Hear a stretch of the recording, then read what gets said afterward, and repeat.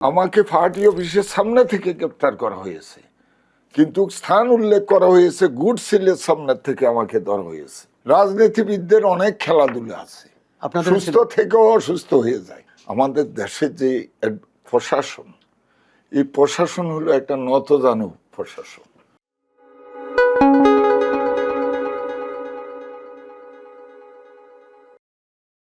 বর্ষা এলেই চট্টগ্রাম শহর ডুবে যায়, উন্নয়নের গতি থেমে যায়, মানুষের ভোগান্তি বাড়ে। কিন্তু সিটি কর্পোরেশন বা সিডিএ কেউ দায়িত্ব নেয় না, বা কতটা তারা দায়িত্ব নেন। এসব প্রশ্ন নিয়ে আমরা কথা বলবো চট্টগ্রাম উন্নয়ন কর্তৃপক্ষ সিডিএর নবনির্বাচিত চেয়ারম্যান বেলায়েত হোসেনের সঙ্গে। জনাব বেলায়েত হোসেন, আপনাকে স্বাগত চর্চার সংলাপে। আপনাকেও আমার ব্যক্তিগত পক্ষ থেকে এবং চট্টগ্রাম উন্নয়ন কর্তৃপক্ষের পক্ষ থেকে ধন্যবাদ জানাচ্ছি। চর্চার সাথে যারা সম্পৃক্ত এবং যারা আমাদের এই অনুষ্ঠান দেখবেন, সকলকে আমি ধন্যবাদ এবং শুভেচ্ছা জানাচ্ছি। ছিলেন রাজনীতিক, সার্বক্ষণিক রাজনীতিক, এখন প্রতিষ্ঠানের দায়িত্ব নিলেন। এই রাজনীতি আর প্রতিষ্ঠান এর মধ্যে তো সবসময় একটা দ্বন্দ্ব থাকে, একটা স্বার্থের দ্বন্দ্ব থাকে, স্বার্থের সংঘাত থাকে। কিভাবে মেটাবেন? আপনাকে আবারও ধন্যবাদ জানাই যে একটা বাস্তবের মুখোমুখি প্রশ্ন করাতে। রাজনীতি একটা গতিহীন পথ, চলছে তো চলছে, কখনো সরল পথে, কখনো আঁকা বাঁকা পথে। সে পথ চলা কিন্তু মসৃণ ছিল না। বিশেষ করে পেশিবাদ বিরোধী আন্দোলনে চট্টগ্রামে শীর্ষ কয়েকজন নেতৃত্ব যারা ক্ষতিগ্রস্ত হয়েছে, তার মধ্যে অন্যতম আমি। আমার পায়ে ডান্ডা বেরি লাগিয়ে আমাকে রিমান্ডে নিয়ে নির্যাতন করা হয়েছে। আপনি এও জানেন যে আমাদের প্রিয় নেত্রী প্রয়াত আপসীন দেশনেত্রী বেগম খালেদা জিয়া, যিনি জীবনে কখনো আপোষ করেন নাই, ওনার বিরুদ্ধে চট্টগ্রামের একটি দৈনিক পত্রিকা, পূর্ব কোন পত্রিকা, ওনাকে পৃথিবীর ৩ নম্বর দুর্নীতিপরায়ণ হিসাবে পরিণত করে একটি খবর ছাপিয়েছিল। আমি তার প্রতিবাদে ওই পত্রিকার মালিকদের বিরুদ্ধে ১০০ কোটি টাকার মানহানির মামলা করেছি। এই মামলা করে আমি প্রায় ৬ মাস ঘরে থাকতে পারিনি। ঠিক একইভাবে আমি দেশের বাইরে, শুধু রোমানে, সেখানে বাংলাদেশ জাতীয়তাবাদী দলের নেতৃবৃন্দরা আমাকে এবং আমাদের আজকে শিক্ষামন্ত্রী, পরিচ্ছন্ন রাজনীতিবিদ আনম এহসানুল হক মিলনকে দাওয়াত দিয়ে নিয়ে গিয়েছিল। সেখানেও আমি গ্রেপ্তার হয়েছিলাম, জেল খেটেছি। রোমানিয়ায়? ওমানে। ওমানে? জি। কাজে আমার চলার পথ, রাজনৈতিক পথ ছিল অনেক কঠিন। আর ওমানে কেন গ্রেপ্তার হলেন? ওমানে আসলে কোনো রাজনৈতিক কর্মকাণ্ড নাই, সমাবেশ করা যায় না। তো আমরা যারা মিলন ভাই সহ বেশ কয়েকটা শহরে কয়েকটা সমাবেশ করেছি, এগুলা 5 স্টার হোটেলেই করেছি। তো উনি মালয়েশিয়া চলে যাওয়ার পর আমাকে আমার সন্দীপের লোকজন বলল যে, আপনি আসছেন, আমাদের লোকে দেখা না করি আপনি যেতে পারবেন না। আসলে জালান বোয়ালিয়া ওইখানে ফিশিং বোর্ডে আমাদের সন্দীপের অনেক লোক চাকরি করে। তারা প্রায় 3,500 4,000 লোক এক জায়গায় একত্র হয়েছে। উঠে চতুর্দিকে আরো অধ্যাসিত এলাকা একটা মাঠে তারা এই মিটিংটা করছে। ঘরের মধ্যে না, মাঠে? মাঠে। হঠাৎ চতুর্দিকে ওদের প্রতিরক্ষা লোকজন এসে ঘেরাও করে ফেলে এবং আমাকে তারা ডেকে প্রথমে সালাম দিয়েছে খুব সুন্দরভাবে। আমি তো মনে করছি সালাম টালাম যখন দিছে এমনি কোয়ারি করবে সিআইডি এরা। পরে আমার পাসপোর্ট জব্দ করে পরদিন আমাকে থানায় যেতে বলে। থানায় যাওয়ার পর তারা আমাকে আটকাই ফেলে। এরপরে প্রায় 3 দিনের মতো আমি ওখানে জেলে ছিলাম। পরে তারা আমাকে ওইখানটায় দুবাই পাঠিয়ে দেয়। নো এন্ট্রি করে, অর্থাৎ আমি আর ওমান ঢুকতে ওমানে পারবো যেতে না। পারবেন না। জি। যাক, এটা একটি আপনার জন্য একটা তো খুবই এখন সৌভাগ্যজনক আপনার অভিজ্ঞতা। এই যে এখন যে কথাটি বলা হচ্ছে যে হ্যাঁ, এখন মাঠে ছিলেন, দেশে বিদেশের দলের নেতাকর্মীদের সঙ্গে ছিলেন। এখন তো আপনি সবার, সিডিএ তো চট্টগ্রামের সব মানুষের, অর্থাৎ সেখানে দলমত নির্বিশেষে।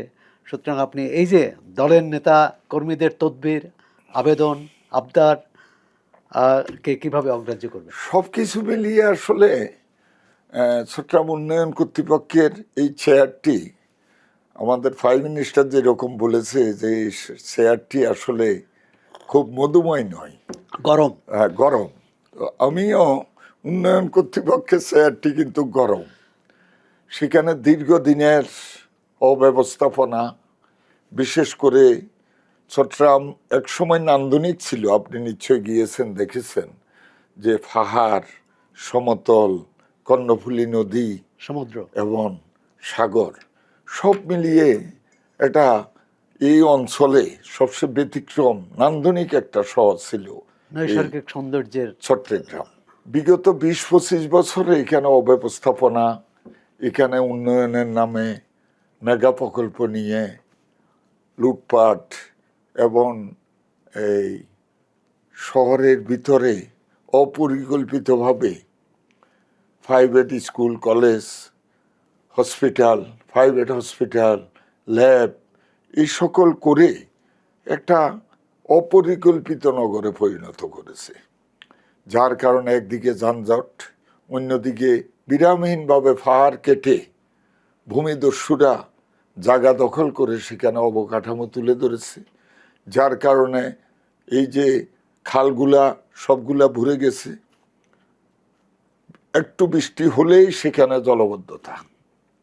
তো এই কারণে ঠিক এমন এক সময় আমি এই চেয়ারে এসে বসেছি, চেয়ারটি অত্যন্ত গরম। আচ্ছা, এবং বর্ষাকালে, মানে যেহেতু সামনে বর্ষায় আরও চট্টগ্রাম ডুবে যাওয়ার আশঙ্কা আছে, সেটি কিভাবে সমাধান করবেন? আপনি তো মাত্র জুন মাসে দায়িত্ব নিয়েছেন। একটি কথা, একটি প্রচলিত ধারণা যে আওয়ামী লীগ যখন ক্ষমতায় থাকে তাদের লোক সিডিএতে বসায়, বিএনপি যখন ক্ষমতায় তাদের লোক সিডিএতে বসায়, সিডিএ বসায়। এটি এটা একটা এর থেকে আমরা বেরিয়ে আসতে পারি না কেন? সুন্দর কথা আপনি বলেছেন। বিষয়টাকে আমি সেভাবে নিচ্ছি না। আচ্ছা, আমি মনে করি বিএনপিতে দলীয়ভাবে নয়, আমাদেরকে বসানো হয়েছে। আমরা দীর্ঘদিন এই শহরে রাজনীতি করি, আমাদের একটা সামাজিক কমিটমেন্ট আছে, রাজনৈতিক কমিটমেন্ট তো অবশ্যই আছে, মানুষের চাওয়া পাওয়া আছে, এবং দীর্ঘদিন এই শহরে বসবাস করার কারণে এই শহরে কোথায় কোথায় সমস্যা আছে, সমাধানের প্রক্রিয়া কি, এই কারণে আমি মনে করি যে একদম একটা অযোগ্য লোককে মাননীয় প্রাইম মিনিস্টার এই জায়গায় উনি পদায়ন করেন নাই। এবং আমি মনে করি যে যে কথাটি দিয়েই আপনি আরম্ভ করেছিলেন, যেহেতু বর্ষা, এখানে সামান্য বৃষ্টি হলে সেখানে জলাশয় বলেন আর জলাবদ্ধতা তৈরি বলেন, হয়। এটা কোমর ফানি হয়ে যায়, মানুষের ক্ষয়ক্ষতি হয়। আপনাকে আমি এই কথা বলতে হয় যে আওয়ামী লীগ আমলে কয়েকটা মেগা প্রকল্প নিয়ে সেখানে মূলত খাল, নালা, নর্দমা এগুলো কিন্তু সিটি কর্পোরেশনের কাজ, এগুলো উন্নয়ন কর্তৃপক্ষের কাজ নয়। চট্টগ্রাম উন্নয়ন কর্তৃপক্ষের এমনকি ফ্লাইওভার করাও উন্নয়ন উন্নয়ন কর্তৃপক্ষের কাজ না, কর্তৃপক্ষের কাজ নয়।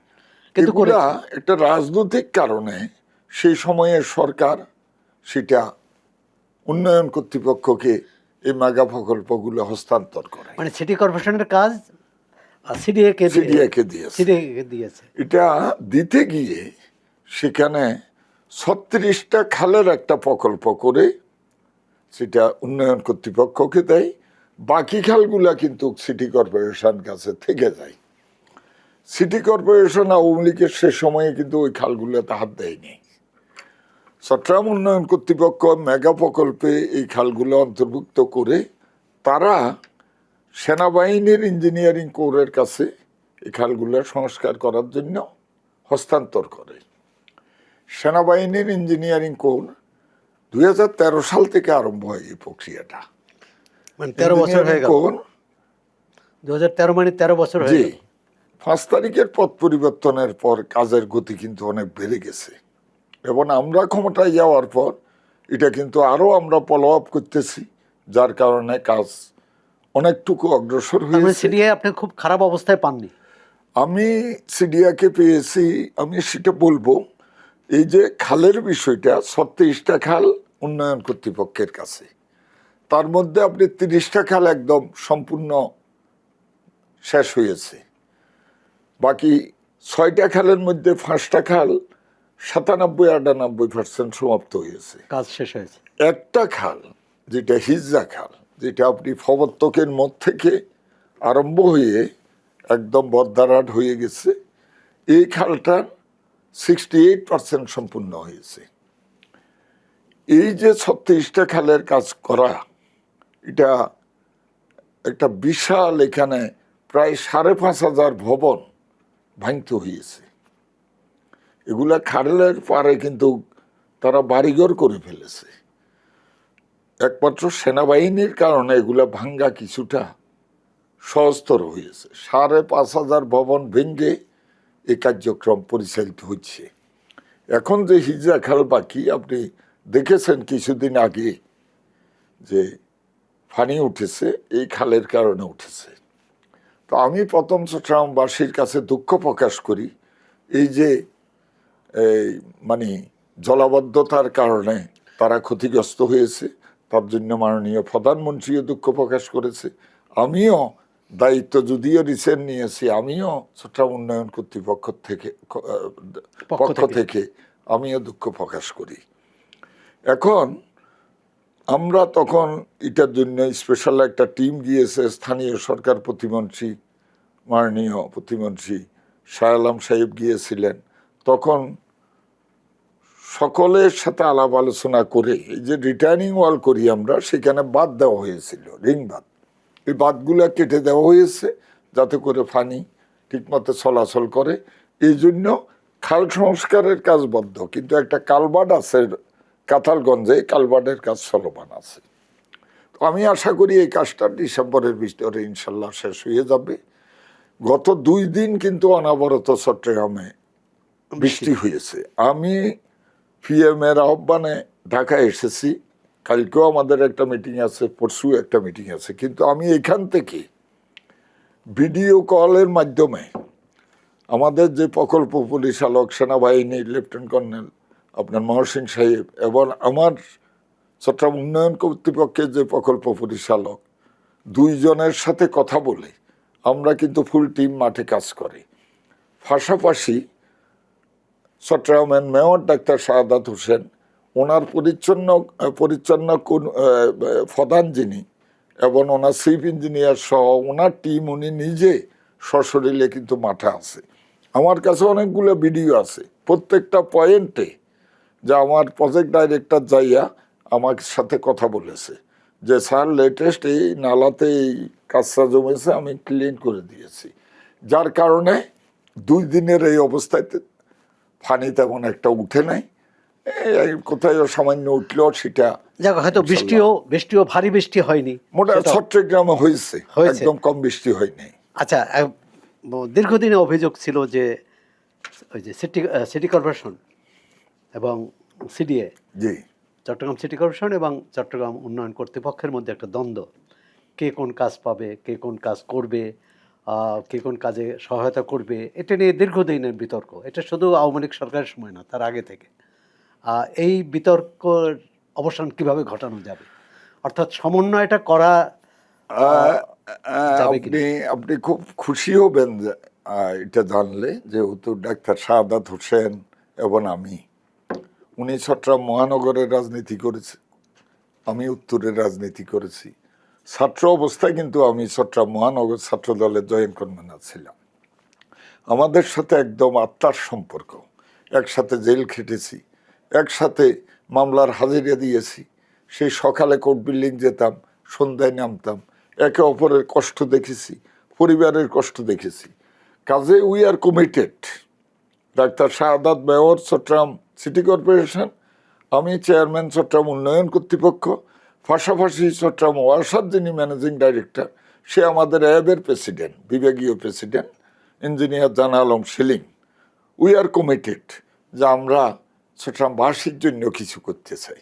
কিন্তু ভবিষ্যতে যদি চট্টগ্রাম সিটি কর্পোরেশনের অন্য মেয়র আসেন যিনি বিএনপির নন, আমি মনে করি উন্নয়নের স্বার্থে অবশ্যই সমন্বয় থাকতে হবে। কালকে আমাদেরকে আপনি জানেন, কাল 9 জন আমাদের চেয়ারম্যান যারা নিয়োগ পেয়েছে একসাথে মাননীয় প্রধানমন্ত্রীর সাথে আমাদের বৈঠক হয়েছে। সেখানে আমাদের পূর্তমন্ত্রীও উপস্থিত ছিলেন।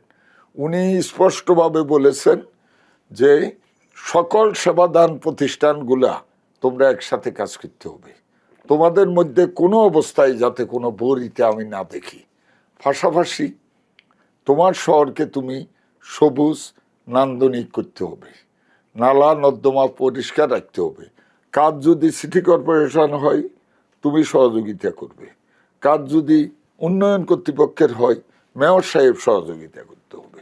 অর্থাৎ ছিলেন না, মেয়র সাহেব ছিলেন না, মানে আমাদেরকে যেটা ব্রিফ করেছে নিশ্চয়ই মেয়র সাহেবকে উনি একই কথা বলেছে।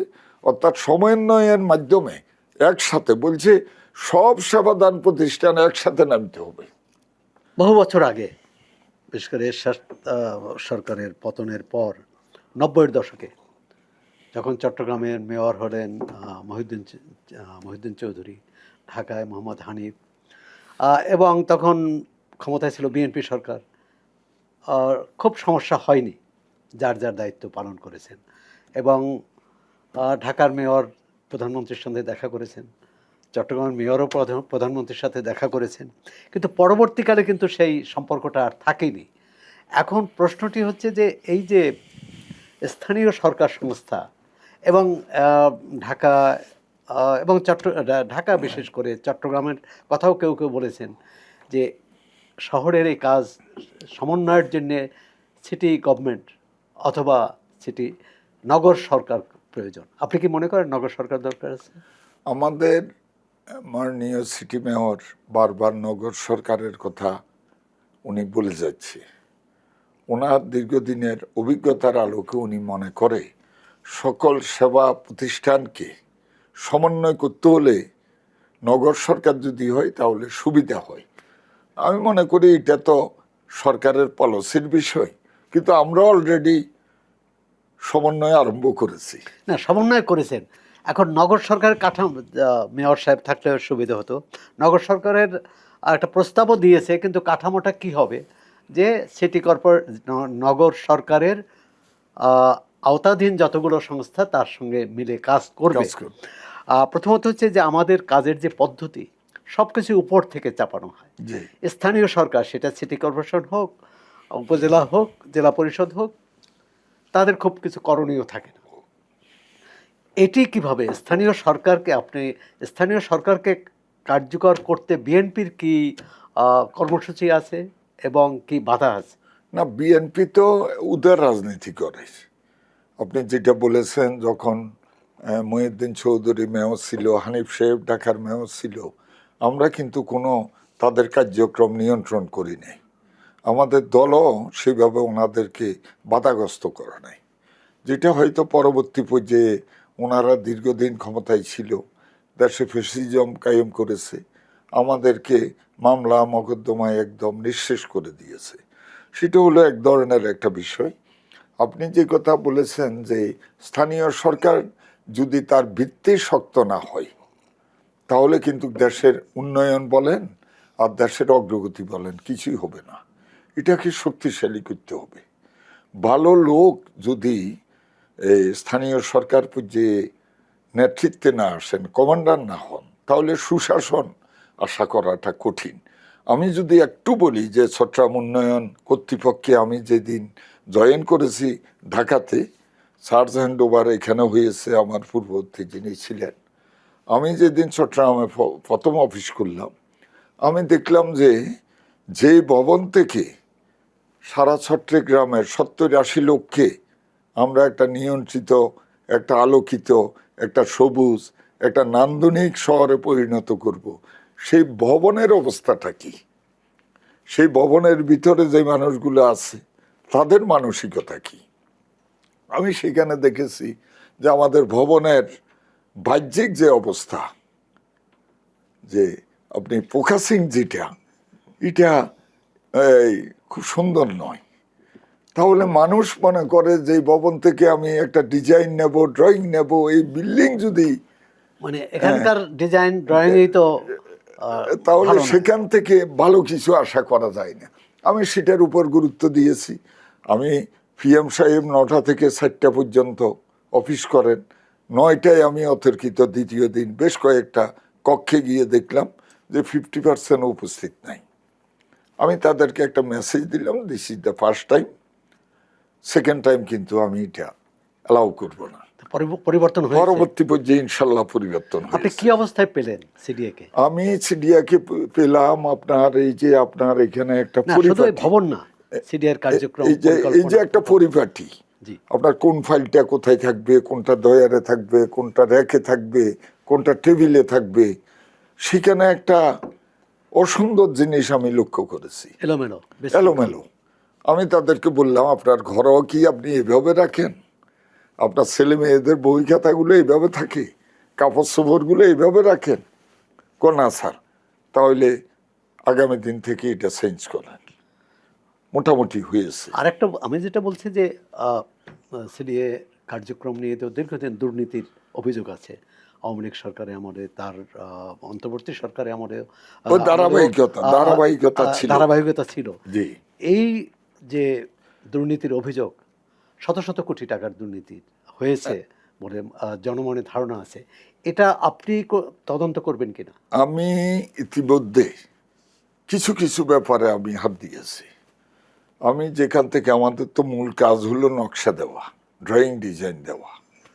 আপনি বাড়ি করবেন, আপনি একটা আর্কিটেক্ট দিয়ে একটা ডিজাইন সাবমিট করবেন, আমার এই ইঞ্জিনিয়াররা সেটা দেখাশোনা করে আমাদের বিধিমালা অনুযায়ী তারা অথরাইজ অফিসাররা একটা ডিজাইন ছাড়পত্র দিবে। জি, মানে প্রথম ছাড়পত্র দেবে, প্রথম অনুমতিপত্র দেবে, ফাইনালি ড্রয়িং ডিজাইন সাবমিট করবে, সেটা অনুযায়ী আপনি কাজ করবেন।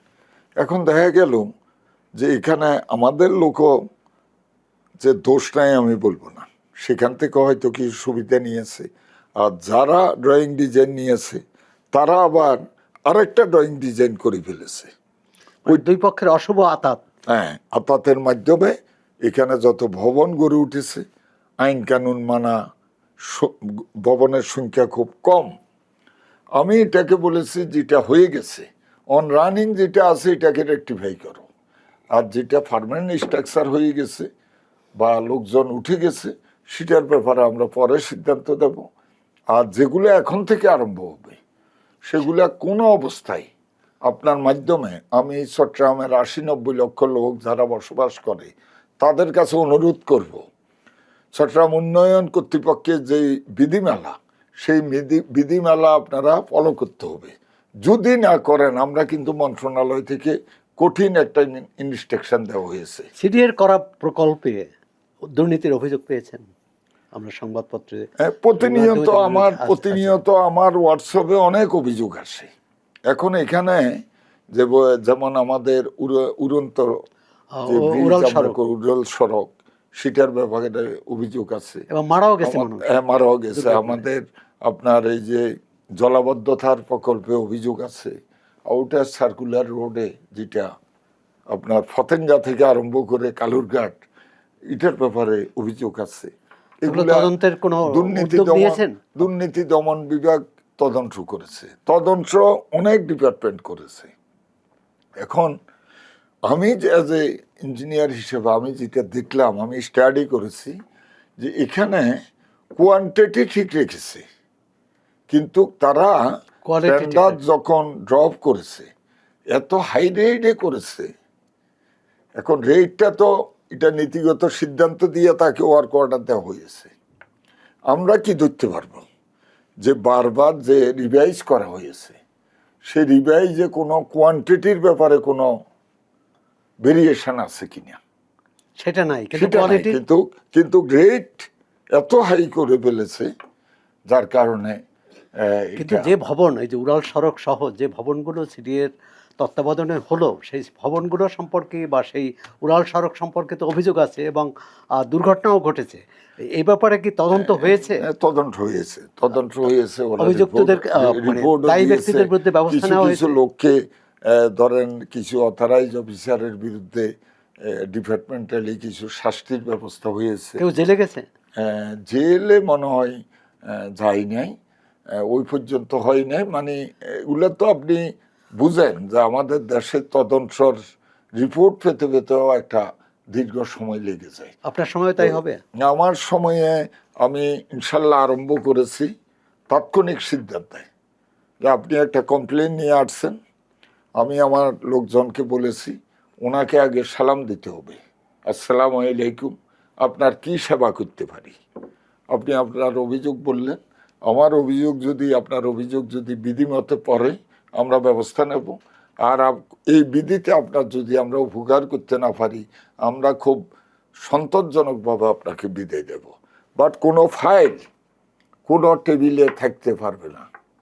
ইভেন আমরা যে নকশা দেব আগে বছরকে বছর, এটা একটা দীর্ঘসূত্রিতার জন্য ক্লায়েন্ট যারা অর্থাৎ চট্টগ্রামবাসী সেবা গ্রহীতা তাদের মনে অনেক কষ্ট ছিল, সেটা আমরা ওয়ান স্টেপ সার্ভিস আমরা চাইছি যে খুব কম সময়ের ভিতরে এটা আমরা ডেলিভারি। 4টি উপশহর করার উদ্যোগ নিয়েছেন। জি, পরিকল্পনা যদি একটু দর্শকদের বলেন এবং কত দিনের মধ্যে এটা শেষ করতে চান? এটা আমাদের একটা মাস্টার প্ল্যান, সেটা ডিসেম্বরের ভিতরে আমাদের কমপ্লিট হবে। আপনি চট্টগ্রাম শহরে গিয়েছেন, চট্টগ্রাম শহরে এই যে দীর্ঘ যানজট, এটার অনেকগুলা কারণ আপনি দেখেছেন। যেমন জিউসির মোড় থেকে প্রবর্তকের মোড় হয়ে মেডিকেলের সামনে কাতালগঞ্জ এবং মুরাদপুর, এই এলাকা হইল হাসপাতাল কেন্দ্রিক এবং ল্যাব কেন্দ্রিক। এখানে হাসপাতালগুলোকে পার্কিং দেওয়া হয়েছে হয়তো আন্ডারগ্রাউন্ডের 2টা ফ্লোর বা 3টা ফ্লোর, তারা পার্কিং করেছে 1টা ফ্লোর। শুধুমাত্র তাদের ডাক্তারদের গাড়ি রাখার স্থান আছে, কিন্তু প্রতিনিয়ত যে 400-500 রুগী আসে তাদের গাড়ি রাখার স্থান নাই। ফলে তারা গাড়িগুলা রাস্তার উপর রাখে, তখন যানজট সৃষ্টি হয়। একইভাবে আপনি ছত্রশই রোডে দেখেছেন গ্রামার স্কুল একটা, এই স্কুলে ছাত্রছাত্রী হইতে হইলে তাদেরকে গাড়ি দেখতে হবে। এখন এই যে স্কুলে যখন তারা ঢুকে ছাত্রছাত্রীরা, তখন কয়েকশো গাড়ির একটা যানজট লেগে থাকে, এটার জন্য 1.5-2 ঘন্টা একটা যানজট থাকে। একইভাবে চিটগাং কলেজ মহসিন কলেজ ফেলে একটা আইডিয়াল স্কুল হয়েছে বেসরকারি, সেটা তো একই অবস্থা। যার কারণে আমরা এখন থেকে কোনো বেসরকারি স্কুল কলেজ এবং হাসপাতাল বা ল্যাব আমরা এই শহরের ভিতরে মূল শহরে অনুমতি দেব না, আমরা শহরের বাইরে ফেটে দেব, উপশহরে। উপশহরে। একইভাবে আমরা 4টে উপশহর চিহ্নিত করেছি, সেখানে যদি আমরা কিছু লোককে আটকাইতে পারি প্রতিনিয়ত এই ব্যবসা বাণিজ্যের বিষয়গুলোতে, তাদের দৈনন্দিন যে বাজার সাজারের বিষয়, তাহলে মূল শহরে কিন্তু কিছুটা চাপ কমবে। কিন্তু এই 4টে শহর উপশহরকে একই সঙ্গে কাজ শুরু করতে চান না পর্যায়ক্রমে? সেটা আমরা তো আমাদের এটা মানে 5 বছরের পরিকল্পনা। আমরা আস্তে আস্তে আমরা প্রথম হয়তো যদি আনোয়ারাকে টেক আপ করি তাহলে আনোয়ারাতে কাজ করব, তারপরে পাশে কর্ণফুলী আছে, বোয়ালখালী আছে, হাটহাজারী আছে, কারণ আমাদের লোকবলের কিছু অভাব আছে। আমরা যেই পরিমাণ যত বড় শহর সে আঙ্গিকায় কিন্তু আমাদের লোকবল নেই। এর আগে যারা চট্টগ্রাম উন্নয়ন কর্তৃপক্ষের চেয়ারম্যান পদে এসেছেন বেশিরভাগই দেখেছি যে 2 বছর বা 3 বছরের মেয়াদে। আপনি 1 বছরের দায়িত্ব পেয়েছেন, 1 বছরের জন্য। এটি প্রথমত হচ্ছে এটি আপনার প্রতি অবিচার কিনা, দ্বিতীয় হচ্ছে আপনার জন্য পরীক্ষা কিনা, যে আপনি পরীক্ষায় ভালো করলে এটা প্রলম্বিত হবে, আর পরীক্ষায় ভালো না করলে অবশ্যই। কারণ মাননীয় প্রধানমন্ত্রী শহীদ রাষ্ট্রপতি জিয়াউর রহমান এবং প্রয়াত দেশনেত্রী খালেদা জিয়ার বড় সন্তান, উনি খুব কাছ থেকে, উনি যদিও লন্ডন থাকেন, উনি কাছ থেকে থেকে? দেশের উন্নয়ন কিভাবে করতে হয় এসব চিন্তা ভাবনা করে উনি আমাদেরকে একটা পরীক্ষার জন্য 1 বছরের একটা টেস্ট কেস হিসাবে দিয়েছে এবং আমাদেরকে বলেছে গতকালকে সততা, নিষ্ঠা এবং তোমার উপর অর্পিত যে দায়িত্ব সেটা যদি তুমি সঠিকভাবে পালন করো, রাজনীতিতে তোমার সফলতা আছে। ওই যে আপনি যেটা বললেন, উন্নয়ন কর্তৃপক্ষের চেয়ারম্যান হিসেবে কতটুকু তুমি কমিটেড, 1 বছরে সেটা রেজাল্ট দেখে পরবর্তী মূল্যায়ন করা হবে। আপনাদের 9 জন চেয়ারম্যানের মেয়াদ কি 1 বছরের জন্য করেছেন? আমাদের সব মোটামুটি সবগুলো 1 বছর। ঢাকা ডাকাতটা মানে বোধহয় তো পরিবর্তন আরো হয়নি। আগে হয়েছে, এটা আগে আচ্ছা, করছে। আপনি বলছিলেন যে সিডিএর মূল দায়িত্ব হচ্ছে যে নগরটি সাজানো, জি, একটি পরিকল্পিত শহর এবং সেখানে কোথায় কোন স্থাপনা হতে পারে তার আহ, তার নকশা ইত্যাদি অনুমোদন। কিন্তু এই নগর উন্নয়ন কর্তৃপক্ষ কেন ব্যবসা করতে যায়? গরিব মানুষের জমি কিনে সেটা ধনীদের কাছে বিক্রি করে ফ্ল্যাট বা প্লট আকারে। এটা কি হওয়া উচিত? এই যে আপনার এটা একটা মানসিকতার বিষয়। সব কিছুতে ব্যবসা করা যায় না। আবার আমার কর্মকর্তা কর্মচারীদের বেতনও তো আমাকে কন্টিনিউ দিতে হবে। কাজে আমি নিয়মতান্ত্রিকভাবে নগর উন্নয়নে ব্যাঘাত যাতে না হয় সেই জাতীয় প্রকল্প নিয়েই তো প্রতিষ্ঠানকে লাভজনক করা যায়। আর প্রতিষ্ঠানকে যদি দুর্নীতিমুক্ত করা যায় তাহলে একটা প্রতিষ্ঠানকে আত্মনির্ভরশীল করা কোনো বিষয় না। সিডিএ কে দুর্নীতিমুক্ত করার ক্ষেত্রে আপনার কি পরিকল্পনা আছে? আমি প্রথম দিনেই বলেছি যে এই বিষয়ে মাননীয় প্রধানমন্ত্রী জিরো টলারেন্স, আমারও সেটা। আমি এখান থেকে 1 টাকারও কোনো সুবিধা নেব না। পাশাপাশি যারা এই জাতীয় চিন্তা ভাবনা করেন তারা একটু বুঝে শুনে করবেন। আমরা চাই, উই আর কমিটেড এই শহরটাকে একটু পরিবর্তন করতে। যদি নেপালের মতো একটা দেশ, সেখানে রাস্তায় 1 টুকরা কাগজ এখন পাওয়া যায় না, কেন আমরা পারবো না? আমার মৃত্যুর পরে ওই 3.5 জায়গাটাই নির্ধারিত। কাজে 1000 কোটি টাকা দিয়ে আপনি কোথায় আপনার যে ছেলে সন্তানদের কাছে রেখে যাবেন, আপনার মৃত্যুর পর তো আপনি দেখবেন না তারা কি করছে। কাজে আমার মনে হয় আমরা ওই জায়গা থেকে ফিরে আসা উচিত।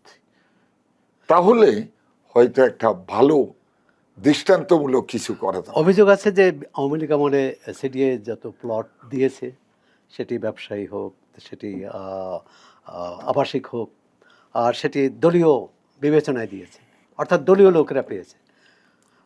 বিএনপি আমলে যে দলীয় লোকেরা পাবে না এর নিশ্চয়, মানে দলীয় লোকদের বাইরে কেউ পাবে এর নিশ্চয়তা কি? আমি আমি আপনাকে এই নিশ্চয়তা দিতে পারি, পুরা আমরা দলীয় বিবেচনা আনবো না।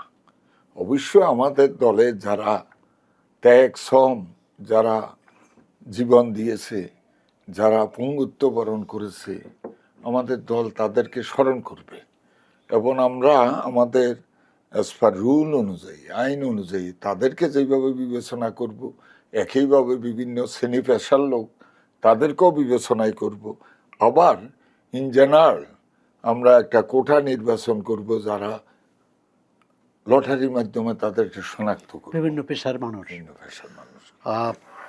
আপনি তো একই সঙ্গে সিডিএর চেয়ারম্যান, আবার দলীয় নেতাও। জি, চট্টগ্রামে বিএনপির যে সাংগঠনিক অবস্থা আমরা প্রায় দেখি, চট্টগ্রাম মানে বৃহত্তর চট্টগ্রামে যে সংঘর্ষ এবং বিশেষ করে রাউজান রাঙ্গুনিয়ায় এই অন্তর্বর্তী সরকার আসার পর, মানে গত 2 বছর, প্রায় 2 বছরে 23 মাসে অনেক দলীয় নেতাকর্মী মারা গেছে এবং দলীয় নেতাকর্মীর হাতেই।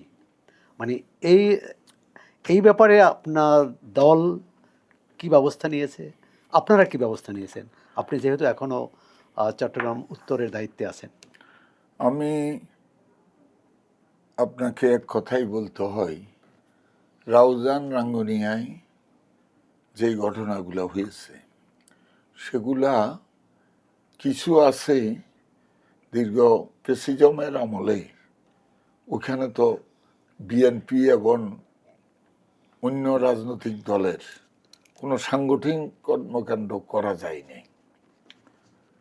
একসাটিয়া, সেখানে রাউজান তো কোনো কথাই বলা যায়নি, ফজলে করিম সাহেব এককভাবে সেটা ডমিনেট করেছে।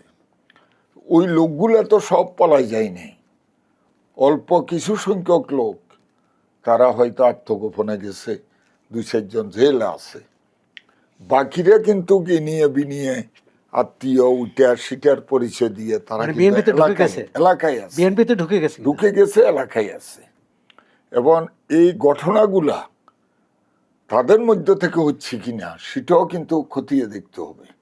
অন্যদিকে আপনি বুঝেন যে কিছুটা তো দীর্ঘ 15.5 বছর ত্যাগ, শ্রম, নির্যাতন, বাপের মৃত্যুতে জানাজায় যেতে পারে নাই, মায়ের মৃত্যুতে এলাকায় যেতে পারে নাই, এই জাতীয় অনেকগুলো বিষয় আছে। তো যতটুকু না রাজনৈতিক কারণে হয়েছে, স্বার্থ সংশ্লিষ্ট কিছু বিষয়ও খুন খারাপি হয়েছে। এটা আমরা প্রশাসনিকভাবে এখন আমাদের এখানে এসপি যিনি আছেন মাসুদ সাহেব, উনি খুব চৌকস পুলিশ অফিসার। তো আমরা আশা করি বর্তমানে আমাদের নির্বাচনের পর গিয়াসউদ্দিন কাদের চৌধুরী, উনি বর্ষিয়ান জননেতা, উনি রাউজানের সংসদ সদস্য, ওনার ভাতিজা রাঙ্গুনিয়ার সংসদ সদস্য, আমরা চেষ্টা করতেছি মোটামুটি রাজনৈতিকভাবে যাতে করে এই জাতীয় অকারেন্স আর না হয় সেদিকে আমাদের দৃষ্টি আছে। আপনি বলছিলেন যে 2 উপজেলার নির্বাচিত সংসদ সদস্য, জি, এই চাচা ভাতিজার কোনো দ্বন্দ্ব আছে তো বলে মনে হয়? আমি তো দেখি চাচা ভাতিজা একসাথে ঘুরছিলে, তারা 2 জন, ভাতিজা যদি বারান্দায় বসে চাচা ড্রয়িং রুমে বসে, আবার সকালবেলা চাচা বারান্দায় বসে, ভাতিজা ড্রয়িং রুমে বসে, তাদের মধ্যে যে সৌহার্দ্যপূর্ণ সম্পর্ক, একসাথে আমরা দাওয়াত খাই, আমি তো দেখি না যে তাদের মধ্যে। কিন্তু তারা যদি চান যে এই রাঙ্গুনিয়ায় কোনো সংঘাত হবে না, রাউজানে কোনো সংঘাত হবে না, তাহলে কি সংঘাত হতে পারে? সংঘাত আর হবে না বলে আমার একটা ধারণা, 2জনেই খুব কঠোর অবস্থানে আছেন। এবং আমি যে কথা বলেছি, পুলিশ প্রশাসনে দীর্ঘদিন পেসিজমের কারণে সেখানে আমাদের লোক তো কম, আমাদেরকে পছন্দ করেছে, কাজেই আরো কিছুদিন একটু সময় লাগবে যে একটা আরো কয়েকদিন সময় চাচ্ছেন? জি, আওয়ামী লীগ সরকারের আমলে 15.5 বছরে আপনি বলেছেন যে বিএনপির নেতাকর্মীরা নির্যাতনের শিকার হয়েছে, ডান্ডা বেড়ি পরিয়েও তাদেরকে মায়ের জানাজায় বা বাবার জানাজায় নিয়ে যাওয়া হয়েছে। এখনো যদি সেরকম ঘটনা ঘটে, সেটাকে আপনি কিভাবে নেবেন? আমরা তো, আমাদের মাননীয় প্রধানমন্ত্রী কি বলেছে যে আমার কোমর ভেঙে দিয়েছে, আমার হাড়ে এখনো ফ্র্যাকচার, কই আমি তো প্রতিশোধ নিচ্ছি না। আমার মায়ের উপর যারা গুলি করেছে, কই তাদের তো প্রতিশোধ নিচ্ছি না। আমি যদি বলি আমার মামলার যারা বাদী, কই তাদেরকে তো ধরিয়ে নেই। তো কোনো একজন আসামি যিনি সাবেক সংসদ সদস্য, তাকে স্ট্রেচারে করে আদালতে নিতে হবে? এই ফজল করিম দেখেন, চৌধুরী সাহেবকে? এই যে স্টেশনে আদালতে যাচ্ছে, সেখানে রাজনীতিবিদদের অনেক খেলাধুলা আছে, আপনাদেরও সুস্থ ছিল? থেকেও অসুস্থ হয়ে যায়। আপনাদেরও ছিল? আমাদের মধ্যে সংখ্যা একটু কম, আচ্ছা, কিন্তু আওয়ামী লীগের মধ্যে বেশি। সংখ্যা আচ্ছা, অনেক যাই হোক। বেশি। কিন্তু এরকম পরিস্থিতি হলে, এই কোনো আসামির এই অবস্থা হলে স্ট্রেচারে আদালতেই তো সেখানে যেতে পারে আসামির কাছে। না, আদালত তদন্তকারী যেতে পারে, হ্যাঁ, আদালতে যেতে পারে। এটা বিচার বিভাগের বিষয়, সেখানে আমি কিন্তু আপনি একজন একজন রাজনৈতিক কর্মী হিসাবে কিভাবে এটা দেখেন? আমি মনে করি যে যদি এই জাতীয় অবস্থা হয়, সেখানে সিভিল সার্জনকে পাঠানো উচিত, যে তার শারীরিক অবস্থা নির্ধারণ করে তাকে কোর্টে নেওয়ার মতো উপযুক্ততা আছে কিনা, তাহলে কোর্টে নিবে। যেমন আমাকে যখন ওমানে অ্যারেস্ট করলো, তারা প্রথম আমাকে ডাক্তারের দেখে আগে আমার প্রেশার টেশার এগুলা সব নির্ধারণ শরীর করেছে, ঠিক আছে শরীর ঠিক আছে কিনা, তারপরে তারা আমাকে ইন্টিগ্রেশন করছে, আমাকে মানে জবাবদিহিতার আওতায় নিয়ে গেছে। আচ্ছা, ওখানে কোনো রকম মানসিক শারীরিকভাবে তো করেনি, মানসিক চাপ প্রয়োগ করেছে, বিভিন্ন রকম লাইট এক পায়ের উপর ধার করানো, ইট ইজ দেয়ার টেকনিক, যে হোয়াই তুই এখানে কেন আসছস, এখানে আসি কেন মিটিং করতেছস। তারা মনে করছে তাদের সুলতান কাবুজের বিরুদ্ধে আমি কোনো ষড়যন্ত্র, এটাও জিজ্ঞেস করেছে? হ্যাঁ, এবং আমার প্রত্যেকটা মিটিংয়ের ছবি তারা আমাকে দেখাচ্ছে, তুই সালালাতেই মিটিং করছো, সুরে এটা করছো, মাস্কেটে এটা করছো। কিন্তু তাদের আলটিমেটলি তারা যখন বুঝতে পারছে it is our internal politics, যে আমি বিএনপি করি, আমাকে এখানে অত্যাচার করা হয়েছে, আমি ওইভাবে থ্রো করেছি। আর শেখ হাসিনা ওয়াজের সেই আওয়ামী লীগের সভানেত্রী, সেই দেশের প্রধানমন্ত্রী, সে আমাদেরকে নির্যাতন করে। আর তোর এখানে আমার দেশের অনেক লোক এখানে চাকরি বাকরি করে, এরা সব আমার গ্রামের লোক, তাদের লগে আমি দেখা করতেছি, কথাবার্তা বলতেছি। তো সুলতান কাবুজের জন্য দোয়া করাইছি, আমার নেত্রী বেগম খালেদা জিয়ার জন্য দোয়া করছি। এখানে তোদের বিরুদ্ধে কোনো ষড়যন্ত্র করার কোনো সুযোগও নাই, আমি তোদের রাজনীতিও বুঝি না। আপনারা তো অনেক হয়রানিমূলক মামলা, ভুয়া মামলা, গায়েবী মামলার শিকার হয়েছেন, কিন্তু এই ভুয়া মামলা, এই আপনার হয়রানিমূলক মামলা কি এখন চলছে না? আমার সব মামলা শেষ হয়ে গেছে। আপনারটা চলছে, শেষ হয়েছে, কিন্তু এখন যারা বিরোধী দলে, এটা হলো আসলে আমাদের দেশের যে প্রশাসন, এই প্রশাসন হলো একটা নতজানু প্রশাসন। তাদের কোমরে বল থাকতে হবে যে আমি কোনো গায়েবী মামলা নেব না, আমাকে উদ্দেশ্যমূলক মামলা নিব না। আমাকে পার্টি অফিসের সামনে থেকে গ্রেপ্তার করা হয়েছে, কিন্তু স্থান উল্লেখ করা হয়েছে গুড সিলের সামনে থেকে আমাকে ধরা হয়েছে। আজকে যিনি এই মামলার আয়ু, আল্লাহর কাছে তো তাকে জবাব দিতে হবে। কিন্তু গত 2 বছর ধরে এই যে যত হাজার হাজার মামলা হয়েছে, একটি হত্যা মামলায় ধরেন 300-400 আসামি করা হয়েছে, এবং তদন্ত পর্যন্ত হয়নি এখনো। ন্যায় বিচারে আশা করা যায়? আমার মনে হয় এই যে ইন্টেরিয়াল পিরিয়ডের গভর্নমেন্টের আমলে এগুলো হয়েছে। এখন আমাদের স্বরাষ্ট্রমন্ত্রী সালাউদ্দিন সাহেব, উনি অনেক পরিপক্ক একজন লোক। বিএনপির আমলে কিন্তু এইভাবে ঢালাওভাবে মামলা হচ্ছে না। আমরা ক্ষমতাসীন হওয়ার পর আপনি দেখেন, আপনি পরিসংখ্যান নেন, এখন হচ্ছে না। না। কিন্তু আগের যে অন্যায় মামলার প্রতিকার তো আপনারা করবেন। এই অন্যায় মামলাটা, সিদ্ধান্ত হয়েছে এই সকল মামলা তো সব কোর্টে আছে, বিচার বিভাগও আমরা হস্তক্ষেপ করি না। আপনি দেখেন, দীর্ঘ 8 বছরের উপর সময় নিয়ে লায়ন আসলাম চৌধুরী FCA, উনি জেলে থাকা অবস্থায় আমি 3 বার জেল খেটে আসছি। ওনাকে ছেলে রাখা হয়েছে, ওনার উপর টর্চার করা হয়েছে। আসলাম চৌধুরী এই যে যিনি এমপি হিসেবে হয়েছিলেন, পরবর্তীকালে আদালত তাকে, কিন্তু ওনাকে এখন এই যে জাজমেন্টটা হলো, তাহলে আমরা কি বিচার বিভাগের উপর কোনো রকমের চাপ প্রয়োগ করেছি? এক্ষেত্রে হয়তো করেননি, অন্য ক্ষেত্রে? না না না না, কোনো ক্ষেত্রে আমরা বিচার বিভাগের উপর ইন্টারফেয়ার করি না। আমি যতটুকু আমার রাজনৈতিক জ্ঞান, আপনি সাংবাদিক হিসাবে আপনি খুব বড় মাপের একজন লোক, আপনি যদি অ্যানালাইসিস করেন difference between BNP and Awami League, অবশ্যই বিএনপির দিকে ফাল্লা অনেক ভালো। 4 মাসে তো এই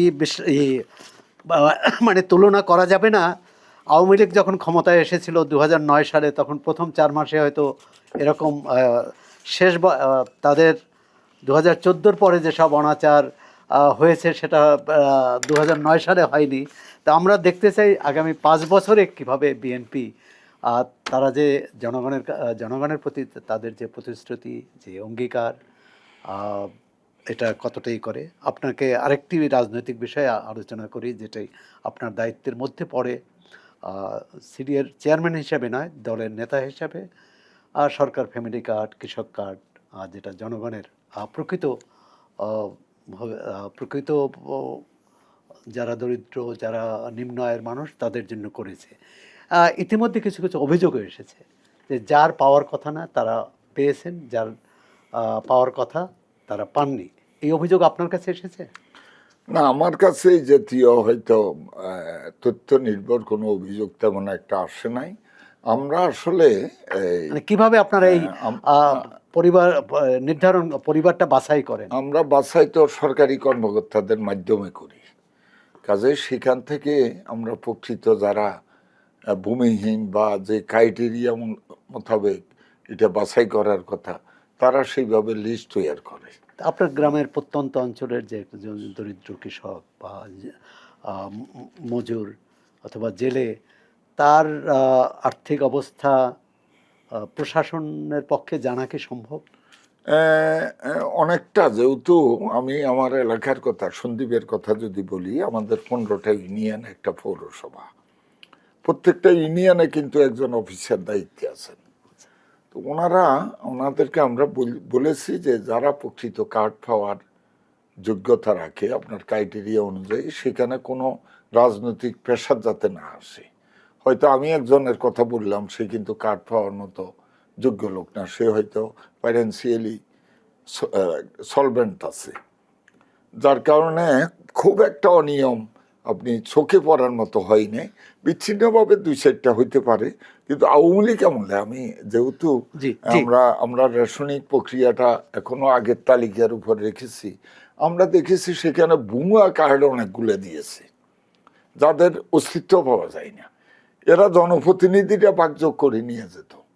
যেমন আপনার এই জেলেদের জন্য যেই সময় নদীতে মাছ ধরা বদ্ধ থাকে, তাদের জন্য একটা কার্ড ছিল। তো আমার এখানে জেলে আছে ধরেন 200, কিন্তু কার্ড হইল 500। তাহলে ওরা কারা?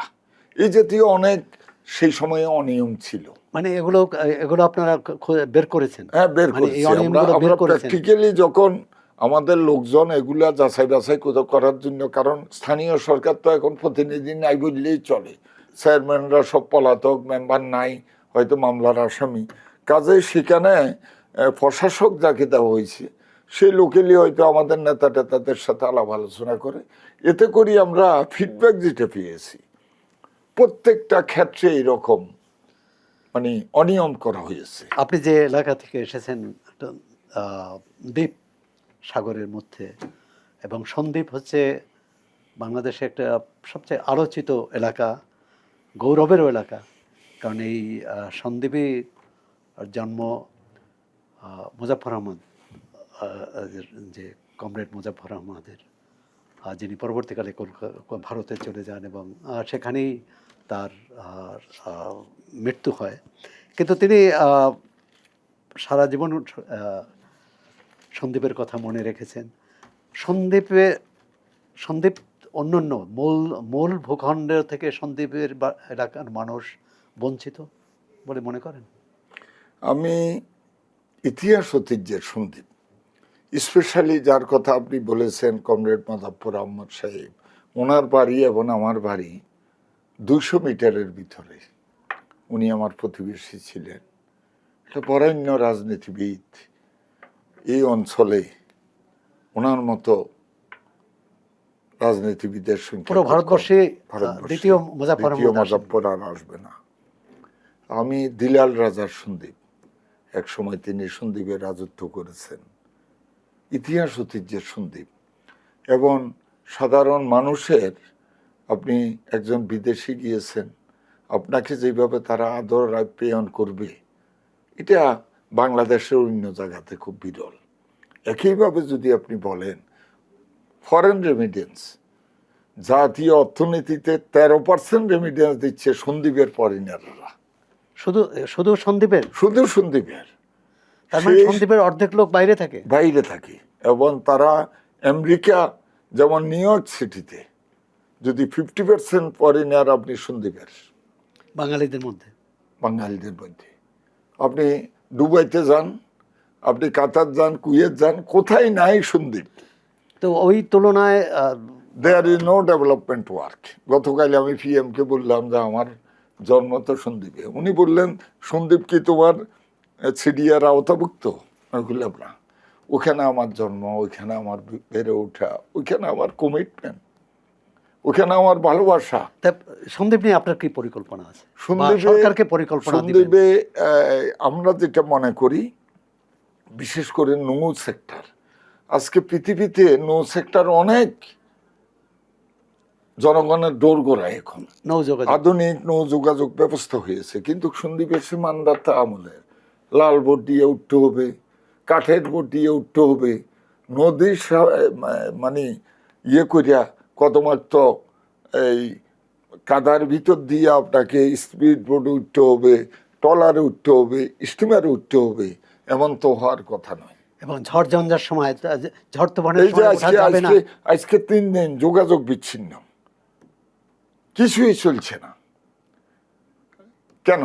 এই বড়িটা কেন হবে? মানে এই প্রশ্ন তো তাই আপনাকে এলাকার মানুষ করবে। হ্যাঁ, আমাকে এলাকার মানুষ বলতেছে আপনি এখন উন্নয়ন কর্তৃপক্ষের চেয়ারম্যান, আপনি একটু কথা বলেন, আপনি পিএম এর সাক্ষাৎ হবে। অনেকে আমাকে মেসেঞ্জারে লিখেছে আপনি পিএমকে বলেন যে আমার জন্মসন্দ্বীপে ইউ ক্যান ডু দিস। তো আমি পিএম সাহেবকে বলেছি যে আধুনিক নৌ ব্যবস্থাপনা এবং ইমিডিয়েটলি একটা সি ট্র্যাক দেন, যেটা হাতিয়াতে দিয়েছেন এটা সন্দীপ দেন। তবে আমি ধন্যবাদ জানাই অন্তর্বর্তীকালীন সরকারের মাননীয় উপদেষ্টা জনাব ফয়জুল কবির, ওনার কারণে আমরা ফেরি সার্ভিস পেয়েছি। তো ফেরি কপোতাক্ষ দিয়েছে, আমরা চাইছি যে ওইখানে আরেকটা ফেরি যদি দেয় এবং ফলটনগুলা যদি একটু আধুনিক মানসম্মত এবং পরিকল্পিতভাবে করে, তাহলে সন্দ্বীপের অন্তত যোগাযোগ সমস্যাটা অনেকটা কমে যাবে।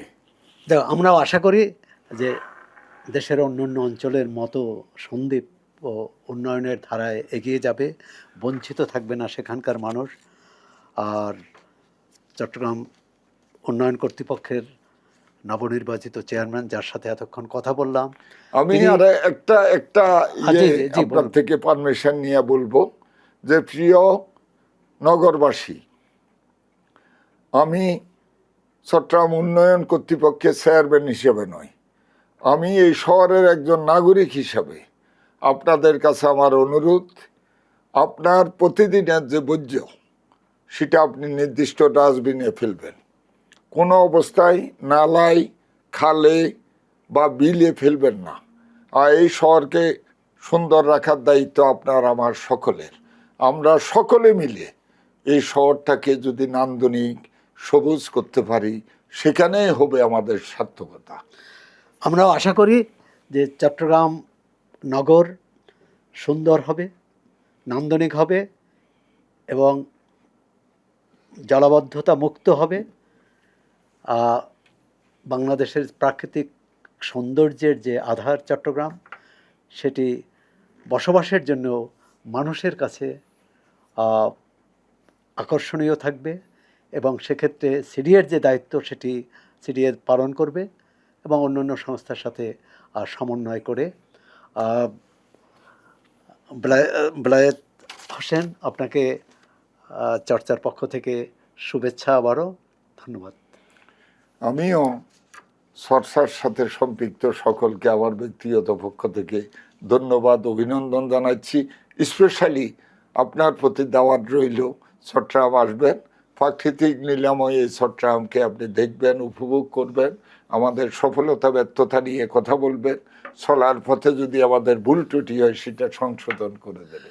জনাব বেলায়েত হোসেন, আপনাকে ধন্যবাদ।